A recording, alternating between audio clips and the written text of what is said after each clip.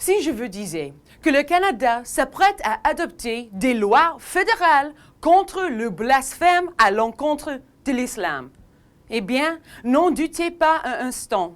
À ce moment, le gouvernement du Premier ministre Justin Trudeau s'empresse de s'attaquer à une montée non prouvée de l'islamophobie et il le fera en limitant votre droit à la liberté d'expression. Votre droit constitutionnel à la liberté d'expression est menacé et la loi canadienne est sur le point de se conformer à la charia. Pensez, pourtant pas un seul organe médiatique grand public n'aborde cette attaque sanctionnée par l'État à l'endroit de votre liberté la plus précieuse. Un peu de contexte. L'initiative anti-islamophobe du gouvernement a commencé par une pétition en ligne, en apparence inoffensive, présentée à la Chambre des communes du Canada. Nous s'appuyons sur aucun fait, la pétition soutenait de façon audacieuse que le terrorisme islamique a été utilisé comme prétexte à une montée notable de sentiments anti-musulmans au Canada. La pétition appelait la Chambre des communes à reconnaître que les terroristes ne sont pas des vrais musulmans en condamnant toute forme d'islamophobie, sans bien définir ce qu'on entendait par ce terme. Cette demande, sans élément de preuve, sans aucun cas d'islamophobie cité, pratiquement sans consultation publique et sans aucune attention médiatique, a reçu l'accord unanime des députés du Canada. Ce n'est pas tout.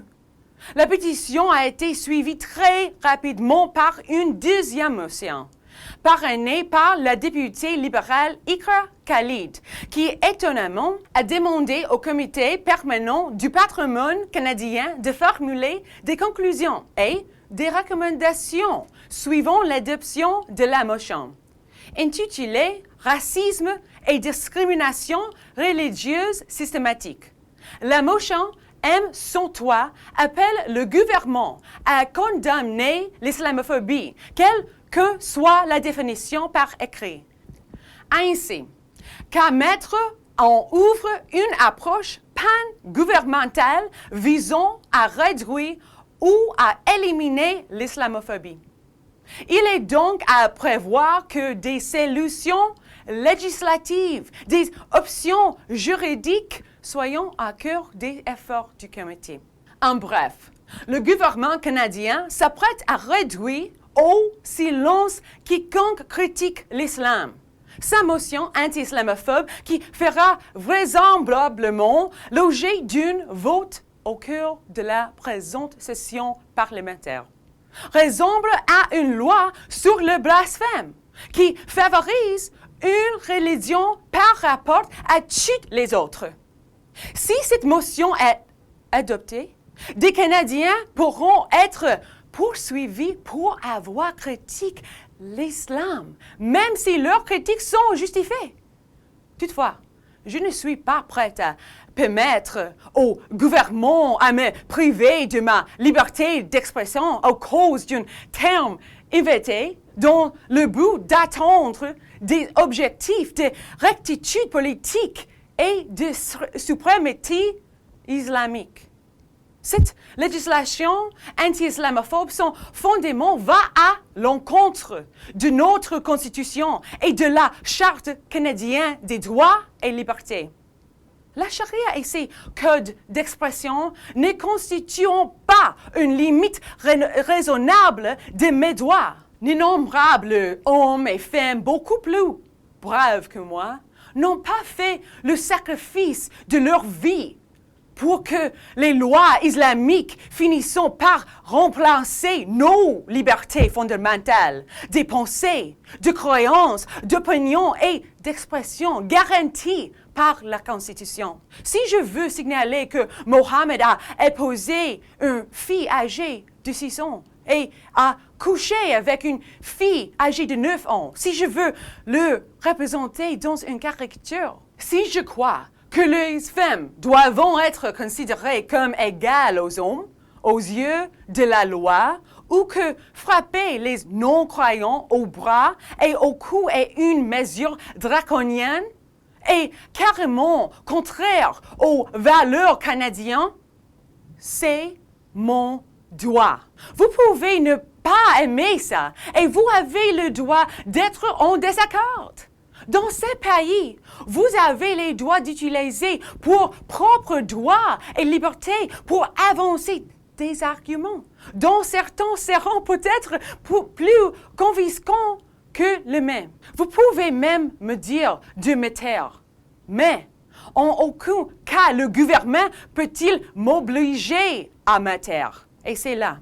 Parce que nous sommes égaux et vertu de la Charte canadienne des droits et libertés. La loi ne fait exception des personnes, pas un système de croyance ou une idéologie.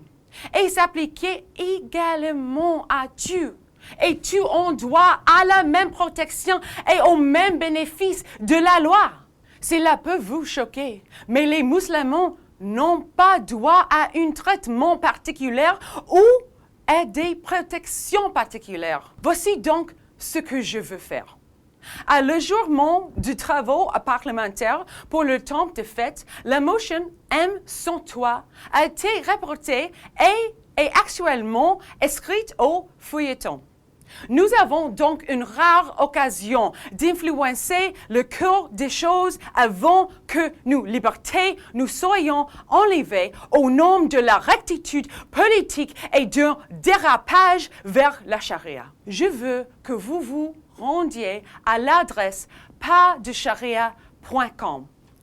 Je veux que vous vous joigniez à moi pour demander que cette motion soit annulée et reconnue pour ce qu'elle est.